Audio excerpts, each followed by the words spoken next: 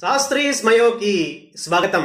నా వీడియో నచ్చినట్లయితే లైక్ చేయండి, నా ఛానల్ని సబ్స్క్రైబ్ చేసుకుని సపోర్ట్ చేయండి. మందు కొట్టే వాళ్ళకే 31, కరెక్ట్గా చెప్పాలంటే మందు కొట్టడానికే 31. అదే న్యూ ఇయర్ సెలబ్రేషన్స్. ఇప్పుడు నేను చెప్పే లిక్కర్ లెక్కలు వింటే మీకు మందు కొట్టకుండానే కళ్ళు తిరుగుతాయి. గత ఏడాది డిసెంబర్ 31న ఒకే రోజున భారతదేశం మొత్తంలో 2500 నుంచి 3000 కోట్ల లిక్కర్ సేల్స్ జరిగాయి. మహారాష్ట్రలో 500 కోట్లు, తెలంగాణలో 400 కోట్లు, ఆంధ్రప్రదేశ్లో 200 కోట్లు లిక్కర్ సేల్స్ డిసెంబర్ 31 రోజునే జరిగాయి.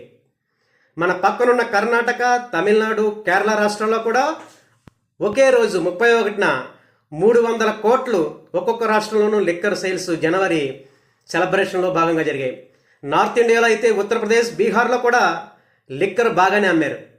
అయితే డిసెంబర్ 31న తక్కువ తాగిన రాష్ట్రాలు, తక్కువ లిక్కర్ సేల్స్ అయిన రాష్ట్రాలు ఏవైనా ఉన్నాయా అంటే గుజరాత్, రాజస్థాన్, జమ్మూ కాశ్మీర్ రాష్ట్రాలే.